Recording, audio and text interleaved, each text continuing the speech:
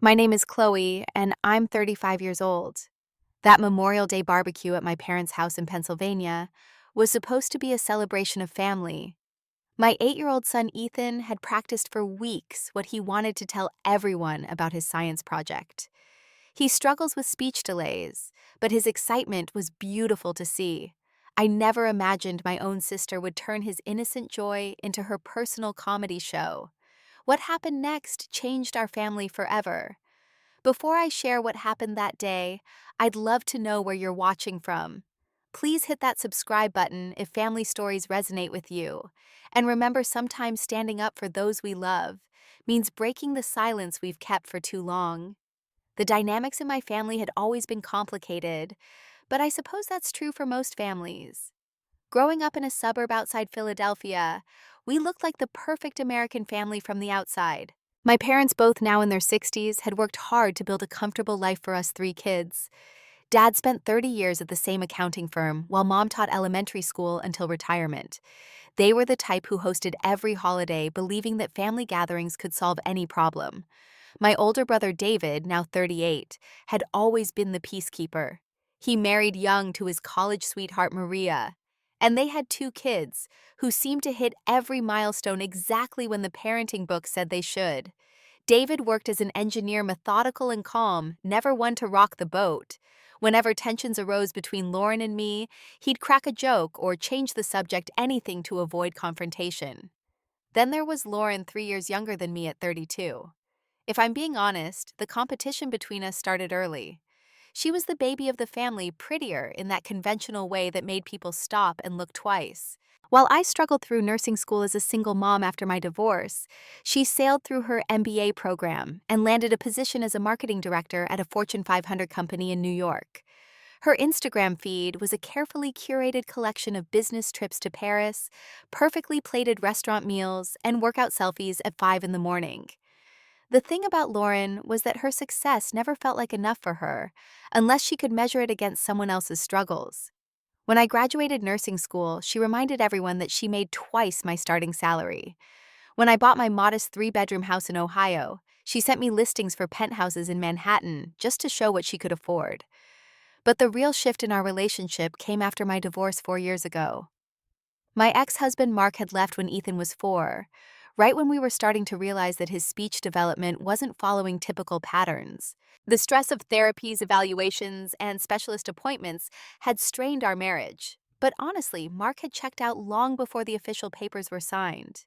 He moved to California for a fresh start, with a woman from his gym sending child support checks, but little else.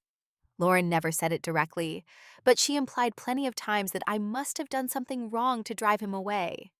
Ethan's journey had been challenging, but also beautiful in ways Lauren could never understand. At 3, when other kids were chattering nonstop, Ethan could barely string 2 words together.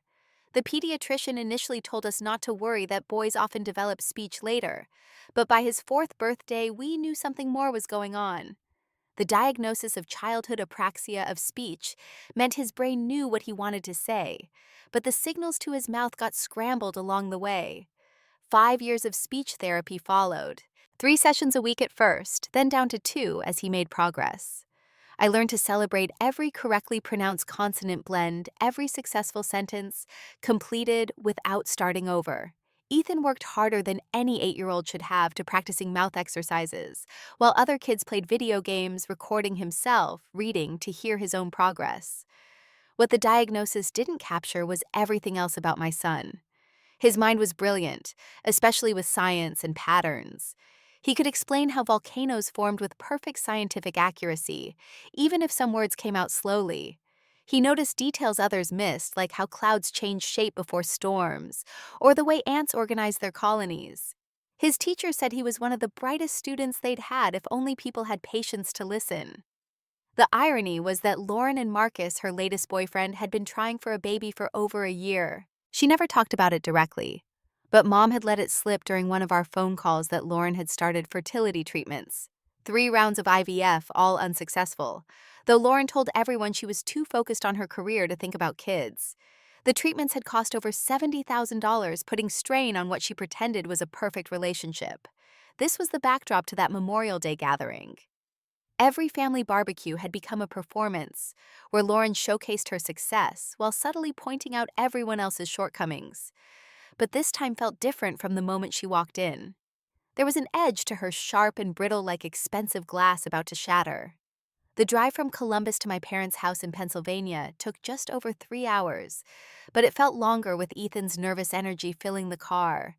He'd made flashcards about his volcano project, writing out the big words phonetically so he could practice them during our drive. Every few minutes, he'd ask me to listen while he explained how magma chambers worked or why some volcanoes stayed dormant for centuries. Mom, do you think Grandma will let me show everyone my video? He asked, his reflection visible in the rearview mirror as he organized his cards for the 100th time. I'm sure she'd love that, sweetheart. But remember, if you get stuck on a word, just take your time. Everyone who matters will wait. Even Aunt Lauren. The question made my chest tight. Even at 8, Ethan had picked up on his aunt's impatience with him. Last Christmas, she'd actually pulled out her phone and started scrolling through emails while he was trying to tell her about earning his yellow belt in karate. I'd watched his face fall, watched him stumble over the next words, and eventually just stopped talking altogether. Aunt Lauren loves you, I said, choosing my words carefully. Sometimes adults get distracted, but that's not about you. We pulled into my parents' driveway just after 1 in the afternoon. The house looked exactly as it had throughout my childhood, a 2-story colonial with black shutters, and my mom's prized rose garden blooming along the front walk. Cars already lined the street, and I could hear laughter drifting from the backyard. The familiar smell of charcoal and hamburgers made my stomach growl, reminding me I'd skipped breakfast in the rush to get Ethan ready. Dad appeared at the side gate before we even got out of the car, his face breaking into that wide grin that made him look younger than 65. "There's my favorite grandson," he called out, and Ethan practically bounced out of his seatbelt. "Grandpa, I brought my volcano stuff. Want to see?" "After we get you fed, buddy. Grandma's been cooking since dawn, and she'll have my head if I let you fill up on chips before you get some real food." Mom emerged from the house carrying a pitcher of fresh lemonade, her silver hair pinned back in the same style she'd worn for decades.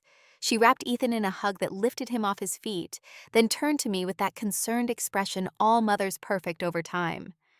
"You look tired, honey. Are you sleeping?" "I'm fine, Mom. Just busy with work. The hospital's been short-staffed again." "Well, make sure you eat something. Oh, and Lauren's not here yet. She texted that Marcus had some work emergency, but they're on their way." The backyard was already full of relatives, about 30 people sprawled across lawn chairs and picnic tables. David waved from his spot by the grill where he was helping Dad flip burgers and argue about the proper temperature for medium rare. His kids, 10-year-old twins named Sophie and James, were leading a pack of cousins in some elaborate game involving water balloons and complex rules that seemed to change every few minutes. Ethan hung close to me at first, his volcano materials clutched in his backpack like a security blanket. I could see him practicing his words silently, his lips moving as he watched the other kids play. It took about 15 minutes before Sophie noticed him and ran over grass stains already decorating her knees. "Ethan, want to be on our team? We're playing water balloon capture the flag." His face lit up, and he looked to me for permission. "Go ahead, baby. Have fun." For the next hour, everything felt normal, even pleasant. Ethan ran around with the other kids, his laughter mixing with theirs. Various aunts and uncles caught up with me about work, careful to avoid mentioning Mark or the divorce. Cousin Tony's new girlfriend seemed nice, if a little overwhelmed by the sheer number of relatives to remember. Uncle Pete told the same fishing stories he'd been telling since I was 12, but somehow they were still entertaining. Then Lauren arrived. I heard her before I saw her, that distinctive laugh that managed to sound both musical and cutting at the same time. She swept into the backyard like she was walking a red carpet, wearing a designer sundress that probably cost more than my mortgage payment. Marcus followed behind, tall and well-built in that gym-sculpted way, with perfectly styled hair that somehow didn't move in the breeze. "Sorry we're late, everyone," Lauren announced, though she didn't look sorry at all. "Marcus had to close a huge deal this morning. 7 figures, can you believe it?" She made her rounds air-kissing relatives and making sure everyone got a good look at the new tennis bracelet on her wrist. When she finally made it to me, her smile didn't quite reach her eyes. "Chloe's still shopping at Target, I see. That's actually cute on you, very practical." Before I could respond, Ethan ran up, sweaty and grass-stained but beaming. He'd been working on this greeting all week with his speech therapist, determined to show Aunt Lauren how much he'd improved. "Hi, Aunt Lauren," he said, carefully spacing each word. "I'm so happy you're here." Lauren's smile turned into something else, something that made my maternal instincts flare. It was the kind of smile you might give a dog doing a trick badly condescending and pitying. "Hello, Ethan," she said slowly, over enunciating like he was deaf rather than speech delayed. Then she turned to Marcus and said in a stage whisper that everyone could hear, "He has some issues with talking. It's been really hard on Chloe." Ethan's face flushed, but he pressed on, pulling out one of his volcano cards. "I made a vol. He stopped, took a breath the way his therapist taught him, and tried again. "Volcano. For science. Fair." "That's nice," Lauren said, already looking over his head toward the drinks table. "Maybe you can show me later when there's less going on." The afternoon progressed with the lazy rhythm typical of family gatherings. But there was an undercurrent of tension that seemed to follow Lauren wherever she went. She held court at one of the picnic tables, regaling anyone who'd listen with stories about her recent promotion and the vacation home she and Marcus were considering in the Hamptons. Every few minutes, she'd find a way to work in a comment about other people's choices, always wrapped in false concern. "David, you really should push for that promotion. I know you like being comfortable, but Sophie and James deserve better schools, don't they? Aunt Margaret, that hip replacement must be so hard. Have you considered that maybe your weight contributed to the joint problems? Tony, construction work is honest labor. But have you thought about night school? I know someone who could help with your resume." Each comment landed like a small dart, precise and painful, but delivered with such a sweet smile that calling her out would seem like overreacting. This was Lauren's special talent, death by 1,000 cuts, while maintaining perfect, plausible deniability. When dinner was served, everyone gathered around the long tables Dad had set up in a U shape. Ethan sat next to me, his volcano backpack still within reach. He'd been waiting for this moment when everyone would be seated, and he could share what he'd been working on for months. I watched him pull out his cards, arranging them in order, his hands shaking slightly with excitement and nerves. "Everyone," Mom said, tapping her fork against her glass. "Before we eat, I thought it would be nice if some of the kids shared what they've been up to in school.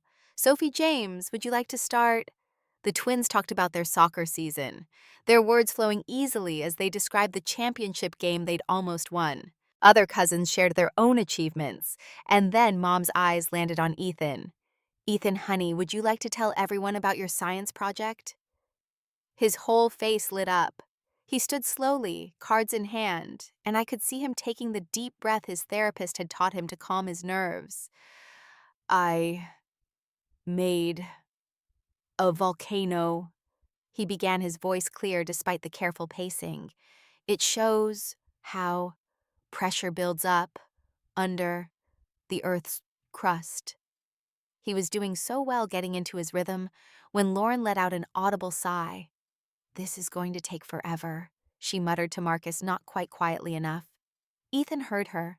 I saw the moment his confidence cracked, watched his shoulders hunch forward. He tried to continue, but started stumbling over words he'd practiced perfectly in the car. "The mag... magma... it... it... magma," Lauren said in an exaggerated, slow voice. "Magma. It's not that hard." "Lauren," David warned, but she waved him off. "What, I'm trying to help. Someone needs to. I mean, he's 8 years old. My friend's 4-year-old speaks more clearly. Chloe, have you considered a different therapist or maybe a special school? They have programs for kids like him." The phrase hung in the air like poison. Kids like him. As if my son was some category, some problem to be solved, rather than a brilliant, hardworking child who happened to need extra time with speech. Ethan's eyes filled with tears, but he kept trying, his voice getting smaller with each attempt. "The volcano, it... when pressure... I mean, the pressure makes..." Lauren actually laughed. Not a cruel laugh exactly, but the kind of amused chuckle you might give when watching a clumsy puppy try to climb stairs. She turned to Marcus and said loud enough for the entire table to hear, "This is painful to watch. No wonder Mark left. Can you imagine dealing with this every day?" The entire table went silent. Even the kids at the far end stopped talking, sensing the shift in atmosphere. Ethan stood frozen, his cards crumpling in his small hands as tears started rolling down his cheeks. "Maybe you should sit down, sweetie," Lauren continued, her voice dripping with false sympathy. "We can all just watch your video instead. That way we'll actually understand what you're trying to say." That's when Ethan broke. He dropped his card's volcano facts scattering across the grass and ran toward the house, his sobs cutting through the shocked silence. I started to get up, but Lauren was still talking, still laughing with Marcus about something on her phone, completely oblivious to the devastation she'd just caused. "Kids are so sensitive these days," she said, taking a sip of her wine. "When we were young, we had to toughen up. Participation trophies and special accommodations for everything. That's why America's falling behind China in education." I stood to go after Ethan, but then I heard her next words delivered in that casual conversational tone that made them even more cruel. "Honestly, Chloe should be grateful Mark sends child support. Imagine being stuck raising a kid who can't even talk properly. At least she gets paid for it." Something inside me snapped. Not broke, not cracked, but snapped with the clean, decisive sound of a decision being made. I turned back to the table, my hands steady despite the rage building in my chest. I found Ethan in the downstairs bathroom, sitting on the closed toilet lid with his face buried in his hands. His small shoulders shook with the kind of deep sobs that come from genuine heartbreak. I knelt down in front of him, gently pulling his hands away from his face.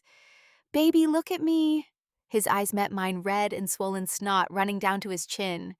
Why does Aunt Lauren hate me, Mom?" The question shattered something in me. How do you explain to an 8-year-old that sometimes the people who should love us are too broken by their own pain to see past it? How do you tell your child that his aunt's cruelty has nothing to do with him and everything to do with her own emptiness? "She doesn't hate you, sweetheart. Aunt Lauren is... She's going through some hard things. And sometimes when people hurt inside, they make others hurt too. But that's not okay. And it's not about you. You're perfect exactly as you are." "But I practiced so hard. I wanted to show everyone how volcanoes work. I know all about them, Mom. I know everything, but the words just, they get stuck." "I know, baby. I know how hard you worked. And you know what? We're gonna go back out there and you're gonna show everyone your volcano video.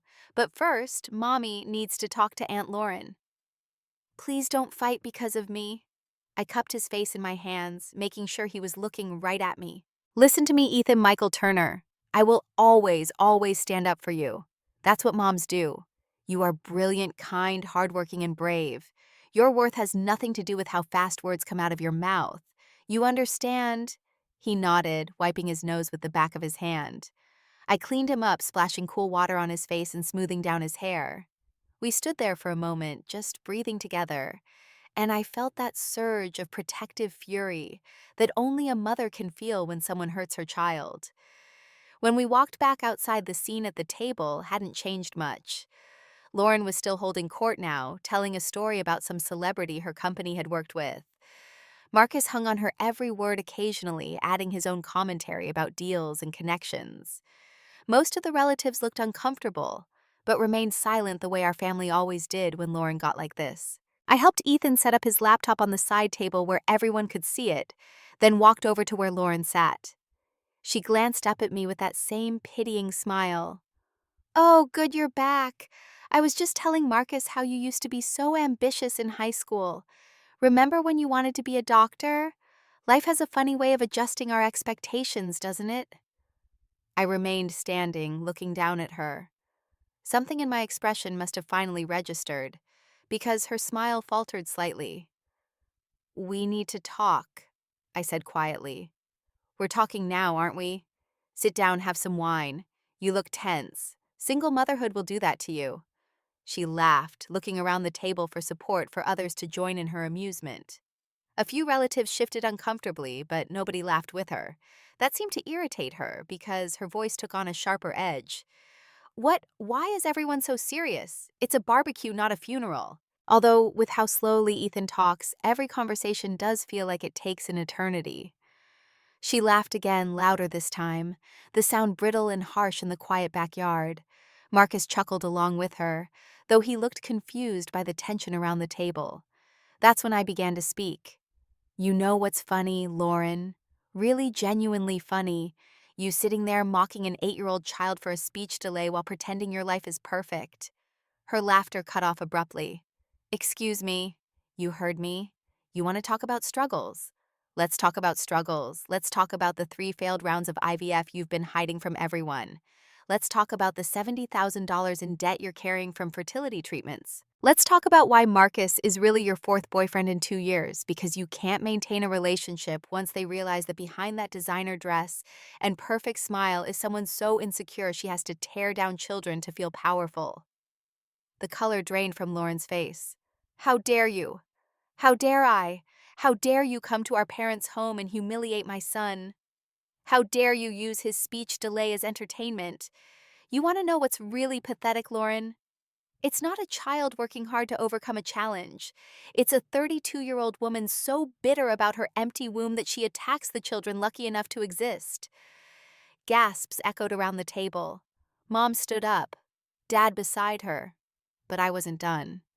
Years of silence, years of keeping the peace, years of letting Lauren's cruelty slide in the name of family harmony came pouring out. You think nobody knows about the eating disorder you had in college? The one that damaged your body so badly, it's part of why you can't conceive. Or how about the fact that you got your promotion not through merit, but by taking credit for your assistant's campaign ideas? She called me, by the way, Jennifer Wu.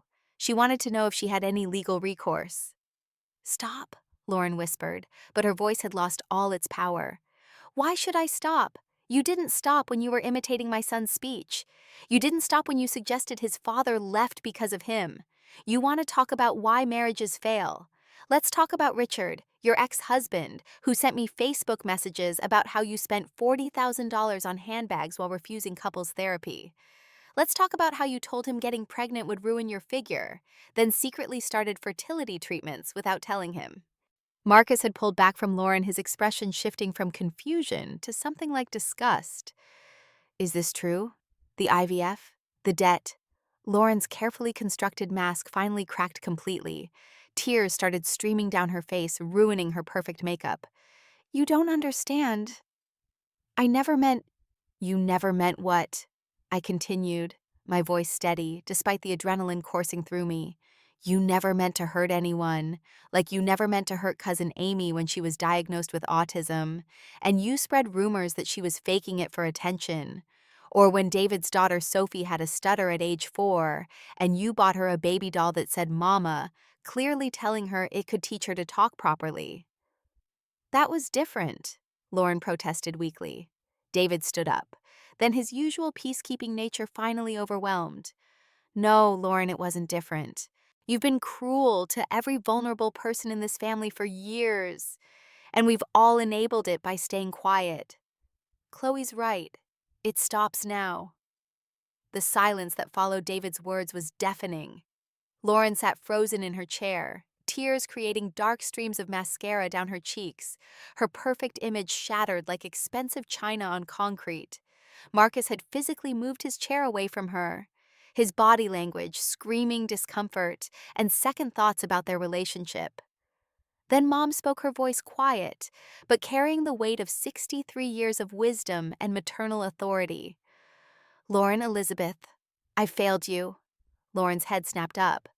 Mom, I've watched you hurt people for years and said nothing because I wanted to keep the peace.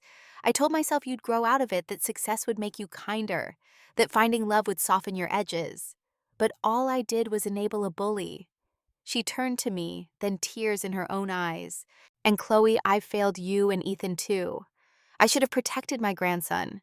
No child should ever feel unwelcome at my table, especially not from his own family. Dad cleared his throat, his voice gruff with emotion. Your mother's right. Lauren, we love you, but your behavior is unacceptable. You're 32 years old tearing down an 8-year-old boy. What kind of person does that? A hurting one, Aunt Margaret suddenly interjected. Everyone turned to look at my mother's sister, usually quiet at family gatherings. But hurt doesn't give you the right to hurt others. Lauren, you bullied my Jennifer for years about her weight. She developed an eating disorder at 14. Did you know she still goes to therapy? I was just, Lauren started, but Margaret cut her off. You were just what joking being honest, trying to help. That's what you always say. But cruelty dressed up as honesty is still cruelty. Then the floodgates opened. Cousin Tony spoke up about how Lauren had mocked his dyslexia throughout high school, making him too embarrassed to seek help until college. Uncle Pete's daughter Sarah shared how Lauren had told her that her miscarriage was probably for the best, since she wasn't financially stable. Even quiet cousin Beth revealed that Lauren had sent her weight loss ads for her wedding unprompted and unwanted. With each revelation, Lauren seemed to shrink further into herself. Marcus stood up, shaking his head. I can't. This is not who I thought you were, he said to Lauren. You told me your family was jealous of your success. But this, you're just mean. Marcus, wait. Lauren reached for him, but he stepped away. No, I've heard enough. You mocked a child with a disability. That tells me everything I need to know about who you are. He walked toward the house, presumably to get his keys and leave. Lauren started to follow, but then stopped, turning back to face the family that had finally collectively held up a mirror to her behavior. You all hate me, she said, her voice small and broken. No, I said, and I meant it. We don't hate you, but we're done accepting your cruelty as the price of family harmony. You need help, Lauren. Real help. I don't need anything from any of you. The words came out as almost a shriek. You think you're so perfect, Chloe. At least I don't have a broken kid who… She stopped mid-sentence, perhaps realizing she was proving everyone's point. The family stared at her in collective disgust. Even Dad, who had never said a harsh word to any of us, looked at her with disappointment so profound it was almost physical. Get out, he said quietly. Leave my house. Don't come back until you've gotten therapy and are ready to make genuine amends, starting with your nephew. Lauren looked around wildly, searching for one sympathetic face, one person who would take her side. Finding none, she grabbed her purse and ran toward the front of the house, her designer heels clicking against the concrete path. We heard her car start, heard the screech of tires as she peeled out of the driveway. Then silence settled over the backyard again, but this time it felt different, cleaner somehow. Like after a storm passes and the air feels fresh and new. Ethan appeared at the back door, having watched everything from inside. Is Aunt Lauren gone? Yes, baby, I said, holding out my arms. He ran to me and I held him tight. Did I do something wrong? No. The word came from multiple relatives at once. Sophie and James ran over, wrapping their arms around their cousin. You're awesome, Ethan, Sophie said fiercely. Want to show us your volcano now? His face lit up despite the dried tears. Really, Grandma said, wiping her own eyes. We all want to see it, and take as much time as you need to tell us about it. What followed was one of the most beautiful moments I'd ever witnessed. Ethan pulled up his video, a 5-minute presentation he'd created with his teacher's help. But he didn't just play it. He stood beside the laptop cards reorganized and began explaining everything about volcanoes. When he stumbled over a word, someone would wait patiently. When he got stuck, they'd encourage him to take his time. The Pacific Ring of Fire, he said slowly but clearly, has 75% of the world's volcanoes. That's amazing, Uncle Pete said. How many is that exactly? Ethan beamed, thrilled. Someone was asking questions. About 450 active volcanoes. For the next 20 minutes, my son held court, sharing his knowledge about tectonic plates and lava temperatures and pyroclastic flows. His cousins asked questions, his grandparents took pictures, and his aunts and uncles listened with genuine interest. Not one person checked their phone or looked impatient when he had to restart a sentence. David came over and put his arm around my shoulders. You did the right thing. We should have done it years ago. I'm not sorry, I said, watching Ethan demonstrate how his baking soda volcano worked, surrounded by family who were finally seeing him for the amazing kid he was. You shouldn't be. Mom's right, we enabled her for too long. As the evening wore on, something had fundamentally shifted in our family dynamic. Conversations felt more genuine, laughter came easier, and there was a sense of relief like we'd all been holding our breath for years and could finally exhale. The weeks following the barbecue brought changes nobody could have predicted. Lauren had driven straight back to New York that night, and according to Mom, who still checked in despite everything she'd called in sick to work for 3 days, Marcus had ended their relationship via text that same evening, which seemed cold but understandable given what he'd witnessed. The family group chat, usually dominated by Lauren's humble brags and passive-aggressive comments, went quiet for about a week. Then Aunt Margaret started sharing pictures from Jennifer's college graduation, something she'd been hesitant to do before knowing Lauren would make comments about the state school Jennifer attended. Tony shared news about his construction company landing a major contract, pride evident in every word. The chat became what it should have always been, a place for family to celebrate and support each other. 3 weeks after the barbecue, Mom called me on a Tuesday evening while I was helping Ethan with homework. "Lauren sent a letter," she said without preamble. My stomach tightened. "What kind of letter?" "An apology. A real one, I think. She started therapy, twice a week, with someone who specializes in narcissistic personality disorder and family trauma." I sat down heavily at the kitchen table. She admitted to having NPD. The therapist hasn't officially diagnosed her yet, but Lauren's been reading about it. She wrote that she recognizes herself in the descriptions. She wanted me to tell you and Ethan how sorry she is, but her therapist advised against direct contact until she's further along in treatment. "How's Dad handling it?" "You know your father. He wants to fix everything immediately, but I told him this isn't something that gets fixed with a barbecue and a beer. Lauren has years of behavior to address. The therapist told her it could take at least a year before she's ready for family reintegration if we're willing." "That's a big if, Mom." "I know, but she's our daughter, your sister. If she does the work, really does, shouldn't we at least consider giving her another chance? Not now, not soon, but someday." I thought about it as I watched Ethan carefully writing out his spelling words, his tongue poking out in concentration. "Maybe, but she'll never be alone with Ethan again. That's non-negotiable." "Absolutely. That's more than fair." The positive changes weren't limited to Lauren's absence. Other family members seemed emboldened by that confrontation to address their own long-buried issues. David started couples therapy with Maria to work on his conflict avoidance. Cousin Beth joined a support group for body image issues.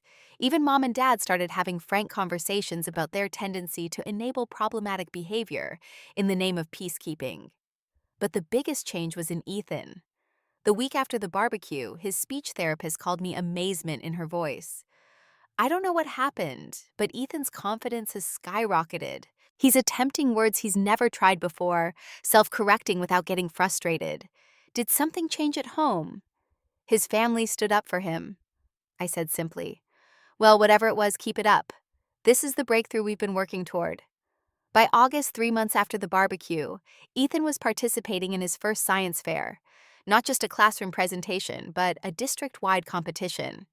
His volcano project had evolved into a comprehensive study of volcanic predictions and early warning systems. When he presented to the judges, he spoke slowly but confidently, never once apologizing for his pace or starting over in embarrassment. He didn't win first place, didn't even place in the top 3. But when they gave him an honorable mention for research excellence, he beamed like he'd won the Nobel Prize. The whole family came, even relatives who lived hours away. Lauren's absence was noted, but not discussed. We were learning to be a family without her shadow. The video of his presentation, which David recorded, became legendary in our family. Not because Ethan spoke perfectly, he didn't, but because of how he owned his voice. When he stumbled over seismographic, he paused, smiled, and said, "That's a tricky word, let me try again." The judges smiled back. One even said, "Take your time, we're fascinated." Sophie and James started a cousin video chat every Sunday, making sure to include Ethan and the younger kids who often got overlooked. They played online games together, shared school stories, and created their own little support network. Sophie even did her school presentation on speech disorders, educating her classmates about people like her cousin, who just needed extra time to be heard. One evening in September, as I tucked Ethan into bed, he said something that stopped me cold. "Mom, I feel bad for Aunt Lauren." "Why's that, baby?" "Because she must be really sad inside to be so mean. Maybe when I get bigger and talk better, I can help her feel happy." The pure compassion in his voice made my eyes well up. After everything she'd put him through, his first instinct was still kindness. "That's because you have a beautiful heart," I told him. "But remember, it's not your job to fix other people's sadness, especially when they've hurt you." "I know, but maybe someday she'll say sorry for real, and we can be a real family." "Maybe," I agreed, though I wondered what real family meant anymore. The truth was, we'd already become a real family. Not perfect, not without problems, but real in the ways that mattered. We showed up for each other, called out harmful behavior, and created space for everyone to be themselves safely. Lauren's cruelty had inadvertently forced us to confront our dysfunction and choose something better. October brought another family gathering, this time for Dad's birthday. The invitation went out to everyone except Lauren, a decision that still felt strange but necessary. The party was smaller but warmer. Conversations went deeper than surface pleasantries. Kids played without fear of judgment. Adults actually listened to each other instead of waiting for their turn to brag. Ethan volunteered to make a speech for Grandpa. Nobody tensed up or exchanged worried glances. They simply gathered around, giving him their full attention as he read from his carefully prepared notes. "Grandpa taught me that being brave doesn't mean you're not scared. It means you do the right thing, even when you are scared." Thank you, Grandpa, for showing me what real strength looks like. There wasn't a dry eye in the room. Dad hugged Ethan so tight, I thought he might never let go. Later, Dad pulled me aside. "You know what you did at the barbecue? That was the bravest thing I've ever seen. I should have done it years ago." "We all should have," I replied, "but we're doing it now. That's what matters." Christmas arrived with its usual mix of excitement and stress, but this year felt different. The family had decided to maintain Lauren's exclusion from gatherings while she continued therapy, a boundary that even Mom agreed was necessary. Lauren had sent another letter in November, longer and more detailed, outlining what she was learning about herself in therapy. She'd identified patterns going back to childhood: her need to be special, her fear of being ordinary, her jealousy of anyone who received attention she felt she deserved. She'd also revealed something that shocked everyone. She'd been diagnosed with severe anxiety and depression conditions she'd hidden behind a facade of superiority and success. The IVF failures had triggered something deeper, a crisis that made her behavior worse as she spiraled. It didn't excuse what she'd done, she was clear about that, but it provided context.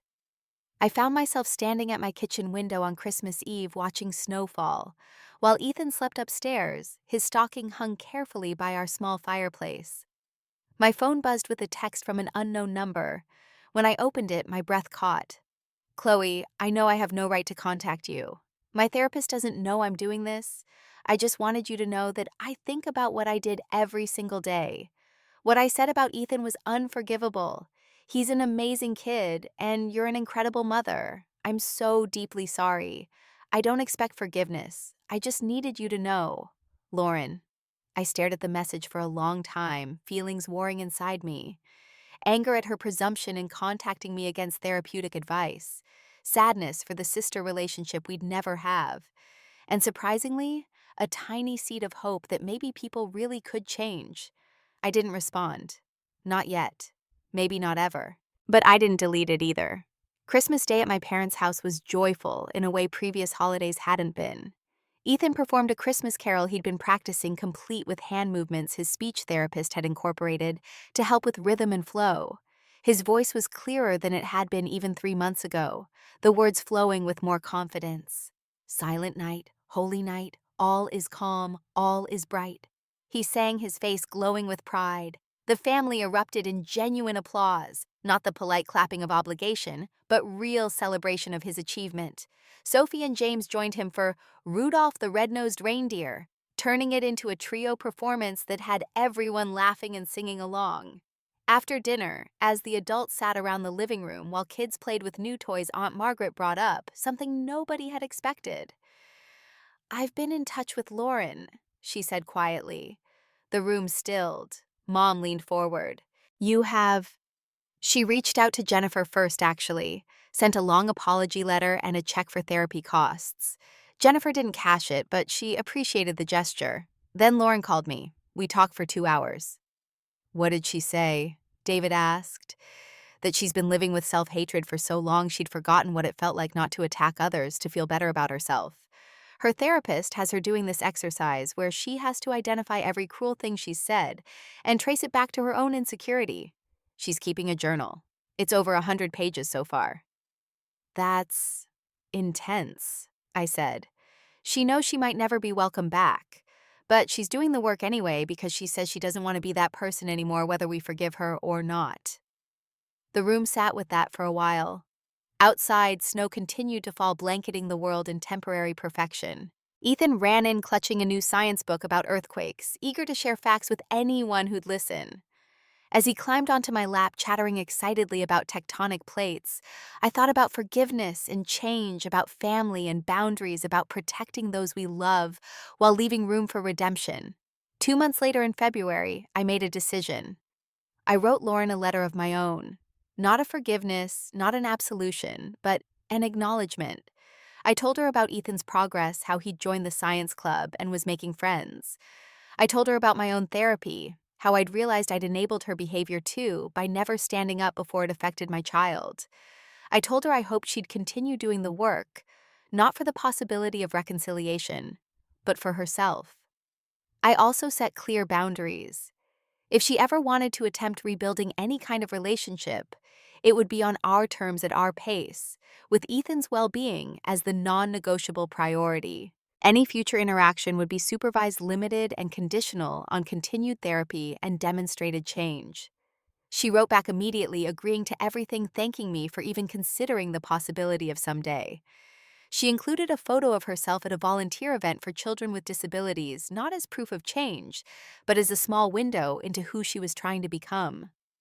By spring, almost a year after that explosive barbecue, our family had found its new rhythm. The gatherings were smaller but richer. Conversations went deeper. Support felt genuine rather than obligatory. Ethan had made incredible progress, his confidence blooming in an environment where he felt truly accepted. During the Memorial Day barbecue, exactly 1 year after everything changed, Mom made an announcement. Lauren has asked if she can attend therapy with me, family sessions to work through our issues. I've decided to say yes. The table was quiet processing this. Then Dad spoke up. I think that's good. She's our daughter. If she's willing to do the work, we should be willing to try. That doesn't mean she comes back to family gatherings, David said firmly. Not until we're all ready. Of course not, Mom agreed. Baby steps. Years of baby steps if necessary. Ethan, who'd been quiet through this conversation, suddenly spoke up. Mom, what's redemption mean? I looked at my son, this brave, kind boy, who'd endured mockery and still led with compassion. It means when someone who did wrong things works really hard to become better to make up for what they did. Like Darth Vader. The comparison was so unexpected, so perfectly 8 years old, that the whole table burst into laughter. Yes, baby, kind of like Darth Vader. Then I hope Aunt Lauren gets her redemption. But she can't come to my science fair until she says sorry for real. And that, from the mouth of a child who struggled with words but never with wisdom, was the perfect summary of where we stood. Hope for redemption, insistence on accountability, and the understanding that saying sorry was just the beginning, not the end of making things right. That barbecue taught me that a mother's roar is sometimes the only thing that can silence the laughter of cruelty. That family harmony built on silence in the face of abuse isn't harmony at all, but complicity. That protecting our children sometimes means burning bridges we've spent decades maintaining. And most importantly, it taught me that when we stop accepting cruelty as the price of belonging, we don't lose family. We find out who our family really is. The sun set over the backyard, as Ethan demonstrated his new earthquake simulator, for everyone, his words flowing more freely than ever before. Not perfect, but perfectly him. Lauren's chair remained empty, might remain empty for years to come, but her absence no longer felt like a wound. It felt like healing. As I watched my son shine in the spotlight of genuine love and acceptance, I knew I would roar again every single time for him. Because that's what mothers do. We roar when laughter becomes cruel. We roar when silence enables harm. We roar until our children know with absolute certainty that they are worth fighting for. And sometimes, if we're very lucky, our roar doesn't just end someone's cruel laughter. It begins everyone's healing. Looking back now, I realize that Memorial Day barbecue wasn't the destruction of our family. It was the moment we stopped pretending dysfunction was love. It was the moment we chose protection over peace, truth over comfort, and genuine connection over hollow harmony. And it all started with one mother's decision to stop letting her sister's laughter drown out her son's voice. To those of you watching who face similar situations, who've had to choose between keeping quiet and protecting those you love, I want you to know your feelings are valid. Setting boundaries with toxic family members doesn't make you the villain of the story, even if they try to paint you that way. Sometimes the most loving thing you can do is refuse to enable cruelty, even when it comes wrapped in shared DNA and childhood memories. Have you ever had to stand up to a family member who crossed the line? What gave you the courage to finally speak up? Share your stories in the comments below. And if this resonated with you, please like this video and subscribe to the channel.